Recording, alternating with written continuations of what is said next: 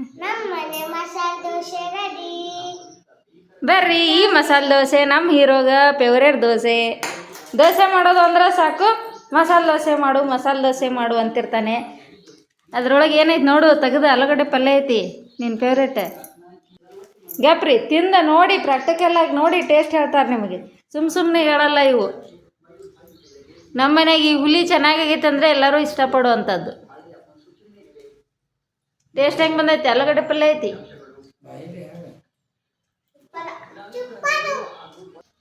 ನೋಡಿದ್ರಲ್ಲ ಸ್ನೇಹಿತರೆ, ಮಸಾಲೆ ದೋಸೆ. ಬರ್ರಿ ಹಂಗಾರ ಈ ಸೂಪರ್ ಆದಂಥ, ಟೇಸ್ಟಿ ಆದಂಥ, ಹಂಗೆ ಹೆಲ್ದಿ ಆದಂತಹ ಈ ಮಸಾಲೆ ದೋಸೆನ ನಾನು ಹೆಂಗೆ ಮಾಡೀನಿ ಅಂತ ನಿಮ್ಮೊಂದಿಗೆ ಶೇರ್ ಮಾಡ್ಕೊತೀನಿ. ವಿಡಿಯೋ ನೋಡ್ಕೊಂಬರೋಣ ಬರ್ರಿ. ನೋಡ್ರಿ, ಈ ದೋಸೆ ಮಾಡೋಕೆ ನಾನಿಲ್ಲಿ ಈ ತೋರಿಸ್ತಿದ್ದೀನಲ್ಲ, ಆ ಬಟ್ಟಲೆ 3 ಬಟ್ಲು ರೇಷನ್ ಅಕ್ಕಿ ತೊಗೊಂಡಿದ್ದೀನಿ. 3 ಬಟ್ಲು ಅಕ್ಕಿಗೆ 1 ಬಟ್ಲು ಉದ್ದಿನಬೇಳೆ, ಅರ್ಧ ಬಟ್ಲು ತೊಗರಿಬೇಳೆ, ಆಮೇಲೆ ಇದು ಮೆಂತೆ ಕಾಳು 1-2 ಸ್ಪೂನು, ಅರ್ಧ ಬಟ್ಲು ಕಡಲೆಬೇಳೆ, ಎಲ್ಲವನ್ನು ಸೇರಿ ಮಿಕ್ಸ್ ಮಾಡಿ 3-4 ಸತಿ ಕ್ಲೀನಾಗಿ ತಿಕ್ಕಿ ತೊಳಿಬೇಕು. ನಾವೆಷ್ಟು ತೊಳಿತೀವೋ ಅಷ್ಟು ಆ ರೇಷನ್ ಅಕ್ಕಿ ಅಂದಮೇಲೆ ಸ್ವಲ್ಪ ಜಾಸ್ತಿನೇ ತೊಳಿಬೇಕು. ತೊಳೆದಷ್ಟು ಆಮೇಲೆ ಬೆಳ್ಳಗೆ ಬರುತ್ತೆ. ಆಮೇಲೆ ತೊಳೆದ್ಬಿಟ್ಟು ಒಂದು 4 ಅವರ್ ನೆನೆಸಿಟ್ಟಿದ್ದೀನಿ.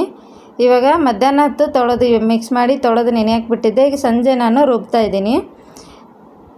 ನೋಡ್ರಿ, ಇವಾಗ ಮಿಕ್ಸಿ ಮಾಡ್ಕೊತಾ ಇದ್ದೀನಿ. ರಾತ್ರಿ ಒಂದು 8 ಗಂಟೆ ಸುಮಾರಿಗೆ, 8 ಗಂಟೆ ಆಗೈತಿ ಇವಾಗ ನಾನು ಹಿಂಗೆ ಸಣ್ಣದಾಗಿ ತರಿಯಾಗೇನು ರುಬ್ಬೇಡ್ರಿ, ಸಣ್ಣಗೆ ಮಿಕ್ಸಿ ಮಾಡಿಕೊಂಡು ಎಲ್ಲ ಆದಮೇಲೆ ಒಂದು ಸ್ವಲ್ಪ ಸೋಡಾ ಪುಡಿ ಹಾಕ್ಕೊಂಡು ಇದನ್ನ ಚಲೋ ಹೊತ್ನಂಗೆ ಕಲಿಸ್ಕೋಬೇಕು. ನಾವು ಮಾಮೂಲಿ ಹೆಂಗೆ ಮಿಕ್ಸ್ ಮಾಡ್ತೀವಲ್ಲ ಹಾಗೆ ಹಿಟ್ಟನ್ನು ಚಲೋ ಹೊತ್ತಂಗೆ ಮಿಕ್ಸ್ ಮಾಡಿ ಈಗ ರಾತ್ರಿ ಎಲ್ಲ ಇದನ್ನು ನೆನೆಯೋದಕ್ಕೆ ಬಿಡೋಣ.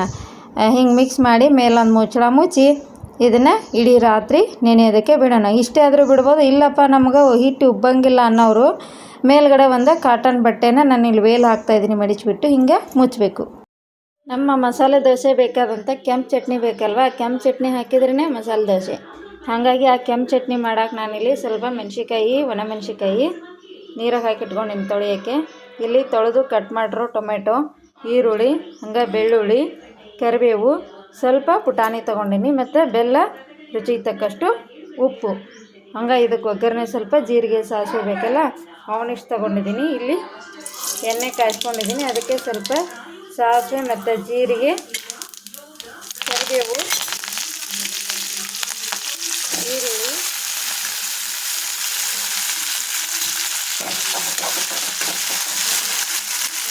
ಅದು ಸ್ವಲ್ಪ ಹುರ್ಕೊಂತಿದ್ದಂಗೆ ಟೊಮೆಟೊ, ಇವನ್ನೆಲ್ಲನೂ ಹುರಿದು ನಮ್ಮ ಕೆಂಪು ಚಟ್ನಿಗಿದು. ಇದು ಸ್ವಲ್ಪ ಮೆತ್ತಗಾಗಲಿ. ಟೊಮೆಟೊ ಒಂದು ಅರ್ಧ ಬೇಯ್ತಿದ್ದಂಗೆ ಇಲ್ಲೇ ನಾವು ತೊಗೊಂಡಿರೋ ಉಪ್ಪು ರುಚಿಗೆ ನೋಡ್ಕೊಂಡು ಹಾಕ್ಕೊಡ್ರಿ. ಉಪ್ಪು, ಸ್ವಲ್ಪ ಅರಿಶಿನ ಪುಡಿ. ನೀವು ಮೆಣಸಿನ್ಕಾಯಿ ಏನಾರು ಖಾರ ಕಡಿಮೆ ಇದ್ದು ಅಂದರೆ ಬೇಕು ಅಂದ್ರೆ ಆಮೇಲೆ ಸ್ವಲ್ಪ ಖಾರನ ಹಾಕೋಬೋದು.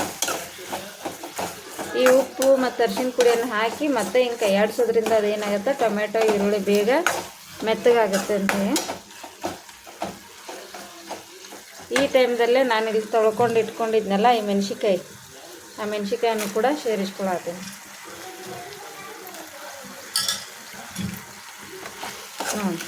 ಇವಾಗ ಎಲ್ಲ ಸೇರಿ ಇನ್ನೊಂದು ಸ್ವಲ್ಪ ಹೊತ್ತಿದ್ದು ಹುರ್ಕೋಬೇಕು. ತೊಳೆದಿದ್ವಲ್ಲ ಅದು ನೀರಿನ ಅಂಶ ಕಡಿಮೆ ಆಗೋವರೆಗೆಲ್ಲ ಹುರ್ಕೋಬೇಕು. ಇವಾಗ ನಾನಿಲ್ಲಿ ಬೆಳ್ಳುಳ್ಳಿ ಸುಲ್ಕೊಂಡಿದ್ನಲ್ಲ, ಬೆಳ್ಳುಳ್ಳಿನ ಹಾಕೊಳತ್ತೀನಿ. ಈಗ ನೋಡಿರಿ, ನಾನು ತೊಗೊಂಡಿರೋ ಎಲ್ಲ ಐಟಮ್ನ ಹಾಕ್ಕೊಂಡಾಯ್ತು. ಇನ್ನು ಪುಟಾಣಿ ಮತ್ತು ಬೆಲ್ಲ 2 ಉಳಿದಿದೆ, ಅದನ್ನು ಮಿಕ್ಸಿಗೆ ಹಾಕೋಬೇಕಿದ್ರೆ ಮಿಕ್ಸ್ ಮಾಡ್ಕೊಳ್ಳೋಣ.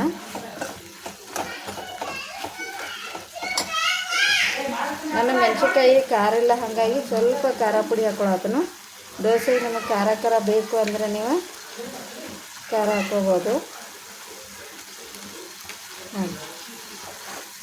ನಿಮ್ಮ ಟೇಸ್ಟಿಗೆ ಅನುಗುಣವಾಗಿ ಉಪ್ಪು ಖಾರ ಹಾಕ್ಕೊಡ್ರಿ. ಮತ್ತು ಆಮೇಲೆ ಇಷ್ಟೇ ಅಂತಿಲ್ಲ, ಕೆಲವೊಬ್ರು ಖಾರ ಜಾಸ್ತಿ ತಿಂತೀರಿ, ಕೆಲವೊಬ್ರು ಉಪ್ಪು ಬೇಕಂತೀರಿ, ಹಾಗೆ. ಇವಾಗಿದು ಮೆತ್ತಗಾಗಲಿ ನಾನು ಸ್ವಲ್ಪ. ಇವಾಗಿದೆಲ್ಲ ಮಸಾಲೆ ಎಲ್ಲ ನೋಡಿ ಮೆತ್ತಗಾಗೈತೆ, ನೀರಿನ ಅಂಶ ಕೂಡ ಹೋಗೈತೆ. ಈ ಟೈಮಲ್ಲಿ ಗ್ಯಾಸ್ ಆಫ್ ಮಾಡಿ ಬಿಡ್ತೀನಿ. ಇದು ಸ್ವಲ್ಪ ತಣ್ಣಗಾಗಲಿ.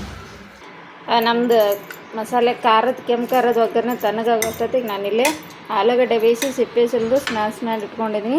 ಅಷ್ಟೊತ್ತಿಗೆ ತಣ್ಣಗಾಗೋಷ್ಟೊತ್ತಿಗೆ ಇಲ್ಲಿ ಆಲೂಗಡ್ಡೆ ಪಲ್ಯನೂ ಕೂಡ ರೆಡಿ ಮಾಡ್ಕೊಳ್ಳೋಂತೀವಿ. ಎರಡು ಒಟ್ಟಿಗೆ ಆಗಿಬಿಡುತ್ತೆ. ನಮ್ಮದು ಆಲೂಗಡ್ಡೆ ಪಲ್ಯನೂ ರೆಡಿ ಆಯಿತು. ಅಷ್ಟೊತ್ತಿಗೆ ಒಗ್ಗರಣೆ ಏನು ರೆಡಿ ಮಾಡಿ ಇಟ್ಟಿದ್ದೀವಲ್ಲ ಅದು ಕೂಡ ತಣ್ಣಗಾಗಿತ್ತು. ಇವಾಗ ಇದನ್ನು ಎಲ್ಲವನ್ನು ನಾವು ಮಿಕ್ಸಿ ಮಾಡ್ಕೊಳ್ಳೋಣ. ಇವಾಗ ಇದಕ್ಕೆ ನಾವು ಇಲ್ಲಿ ತಗೊಂಡಿರೋ ಉರಿಗಡ್ಲೆ ಅಂತಿರಲ್ಲ, ಉರಿಗಡ್ಲೆ ಇಲ್ಲ ನಾವು ಪುಟಾಣಿ ಅಂತೀವಿ. ಆ ಪುಟಾಣಿ ಮತ್ತು ಬೆಲ್ಲ ಇಟ್ಕೊಂಡಿದ್ದಲ್ಲ, ಇದ್ರಲ್ಲಿ ಸ್ವಲ್ಪ ಬೆಲ್ಲ ಹಾಕ್ಕೊತೀನಿ. ಇವಾಗ ನಮ್ಮದು ಚಟ್ನಿ ರೆಡಿ ಆಯಿತು. ಇವಾಗ ಇದು ನಾನೀಗ ಒಂದು ಬಟ್ಲಿಗೆ ತಗೊತೀನಿ. ಪಲ್ಯ ಚಟ್ನಿ ಎಲ್ಲ ರೆಡಿ ಆಯಿತು. ಬರ್ರಿ ಇವಾಗ ರಾತ್ರಿ ರುಬ್ಬಿ ಹಿಟ್ಟಿಟ್ಟಿದ್ವಲ್ಲ ಈಗ ಹಿಟ್ಟನ್ನು ತಗೊಳ್ಳೋಣ.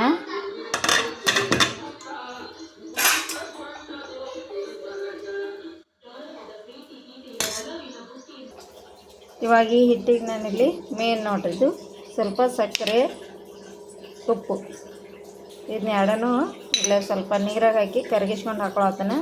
ಉಪ್ಪು ಮಾಮೂಲಿ ಹಾಕ್ತೀವಿ. ಸಕ್ಕರೆ ಯಾಕೆ ಹಾಕಬೇಕಪ್ಪ ಅಂದ್ರೆ ಸಕ್ಕರೆ ಹಾಕೋದ್ರಿಂದ ದೋಸೆ ಕಲರು ಕೆಂಪಿಗೆ ಚೆನ್ನಾಗಿ ಬರ್ತವೆ. ಅಂದರೆ ಮೇಯ್ನ ಹೋಟೆಲಲ್ಲಿ ತಿಂತೀವಲ್ವಾ, ಹಾಗೆ ಕಲರ್ ಬರುತ್ತೆ. ಅದಕ್ಕೋಸ್ಕರ ಸಕ್ಕರೆ ಮತ್ತು ಉಪ್ಪು ಎರಡನ್ನೂ ಸೇರಿ ನಾನಿಲ್ಲಿ ಹಾಕೊಂಡು ಮಿಕ್ಸ್ ಮಾಡ್ಕೊಳತ್ತೀನಿ. ಇಷ್ಟೆಲ್ಲ ರೆಡಿ ಮಾಡ್ಕೋದ್ರಾಗ ನಮ್ದಿಲ್ಲೇ ದೋಸೆ ಹಂಚು ಕೂಡೋಕ್ಕಾದೈತಿ ನೋಡಿರಿ.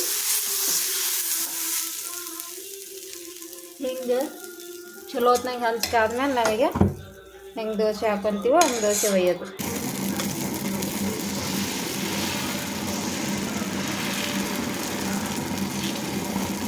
ನಿಮ್ಗೆ ಎಷ್ಟು ದೊಡ್ಡದು ಬೇಕೋ ಅಷ್ಟು ದೊಡ್ಡದು ಹಾಕ್ರಿ. ಇವಾಗ ನೋಡಿರಿ, ಎಣ್ಣೆ ಇಲ್ಲ ತುಪ್ಪ ನಿಮಗೆ ಯಾವ್ದು ಇಷ್ಟನೋ ಅದನ್ನು ಹಾಕ್ಕೊಡ್ರಿ.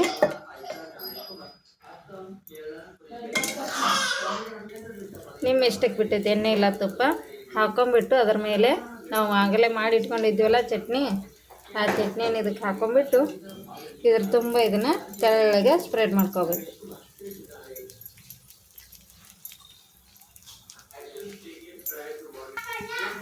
ನೋಡಿರಿ ಇವಾಗ ದೋಸೆ ಬೇಯ್ತೈತಿ. ನಿಮ್ಗೆ ಗೊತ್ತಾಗ್ಬಿಟ್ಟು ಸೈಡ್ ಎಲ್ಲ ಎದ್ದೇಳುತ್ತದು ಬೆಂದಮೇಲೆ. ಇವಾಗ ನೀವು ಇದನ್ನು ಸುತ್ತಿ ಆದರೂ ತಕ್ಕೊಡ್ರಿ, ಇಲ್ಲ ಹಾಗೆ ಮಡಿಚಾದರೂ ತಕ್ಕೊಡ್ರಿ. ಇಲ್ಲಪ್ಪ ನಾನು ಸುತ್ತಿ ತಕ್ಕೋತೀನಿ ಅಂದರೆ ನಾವು ಆಲ್ರೆಡಿ ಆಲೂಗಡ್ಡೆ ಪಲ್ಯನೂ ಮಾಡಿ ಇಟ್ಕೊಂಡಿದ್ವಲ್ವ, ಆಲೂಗಡ್ಡೆ ಪಲ್ಯನ ಮಧ್ಯಕ್ಕೆ ಹಾಕ್ಕೊಂಬಿಟ್ಟು ಸುತ್ಕೊಂಬಿಟ್ರಿ. ನೋಡಿರಿ ಎಷ್ಟು ಚೆನ್ನಾಗಿ ಕಲರ್ ಬಂದೈತಲ್ಲ. ಈ ಕಲರ್ಗೋಸ್ಕರನೇ ನಾವು ದೋಸೆ ಹಿಟ್ಟಿಗೆ ಸಕ್ಕರೆ ಹಾಕಬೇಕು. ಸಕ್ಕರೆ ಹಾಕಿದರೆ ಈ ಕಲರ್ ಬರುತ್ತೆ ಮತ್ತು ಗರಿ ಗರಿಯಾಗಿ ಕಾಣುತ್ತೆ.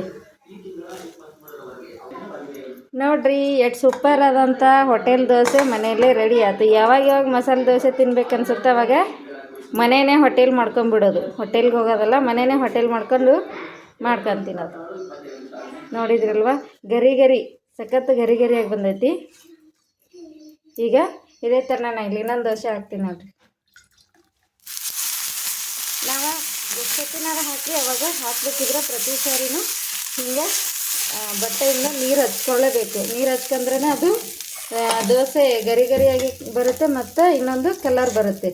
ಇಲ್ದಿದ್ರೆ ಏನಾಗುತ್ತೆ, ಎಣ್ಣೆ ಇರುತ್ತಲ್ಲ, ಅದಕ್ಕೆ ಆ ಕಲರ್ ಆಗಲಿ ಆಮೇಲೆ ಅದು ಕ್ರಿಸ್ಪಿ ಆಗಲಿ ಬರೋದಿಲ್ಲ.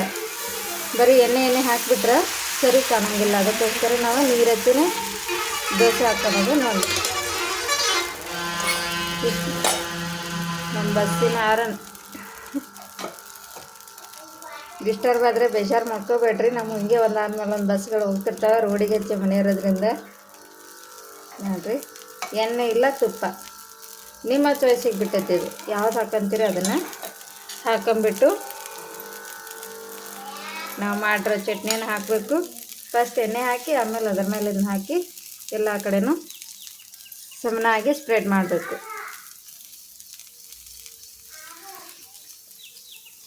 ನೀವು ನಂಬ್ತೀರ ಬಿಡ್ತೀರ, ನಾವಂತೂ ಮಸಾಲೆ ದೋಸೆ ತಿನ್ನಬೇಕು ಅನ್ನಿಸ್ತು ಅಂದ್ರೆ ಹೀಗೆ ಮಾಡ್ಕೊತೀನಿ.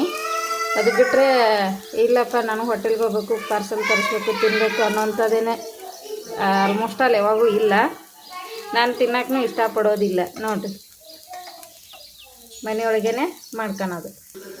ನೋಡಿರಿ, ಇವಾಗ ಎರಡನೇ ದೋಸೆ ಕೂಡ ರೆಡಿ. ತಕ್ಷಣಕ್ಕೆ ಎದ್ದು ಬಿಡುತ್ತೆ, ಇದು ಅಂಟಂಗಿಲ್ಲ ಏನಿಲ್ಲ. ನೋಡಿರಿ, ದೋಸೆ ಕಲರ್ ನೋಡ್ರೇ ಸುಮ್ಮನೆ ತಿಂತಿರ್ಬೇಕು ಹಂಗೆ. ಇದು ಕೂಡ ರೆಡಿ ಆಯಿತು.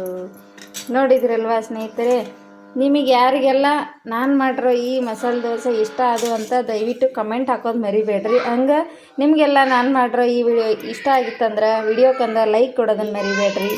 ಮತ್ತು ಯಾರೆಲ್ಲ ಹಂಗೆ ನೋಡಕತ್ತೀರಿ ಅವರೆಲ್ಲ ವಿಡಿಯೋಕ್ಕೆ ಸಬ್ಸ್ಕ್ರೈಬ್ ಮಾಡಿಕೊಂಡು ವಿಡಿಯೋ ನೋಡ್ರಿ. Thank you. ನೀವು ಕೂಡ ಈ ವಿಧಾನದಲ್ಲಿ ಮಾಡಿ ನೋಡಿರಿ, ನಿಮಗೆ ಹೆಂಗೆ ಅನ್ನಿಸ್ತು ಅಂತ ಹೇಳ್ರಿ. ನಿಜವಾಗ್ಲೂ ನಮ್ಮ ದೋಸೆ ಮಾತ್ರ ಸಖತ್ತಾಗಿ ಬಂದವ, ಟೇಸ್ಟ್ ಕೂಡ ಅಷ್ಟೇ ಚೆನ್ನಾಗಿತ್ತು. Thank you.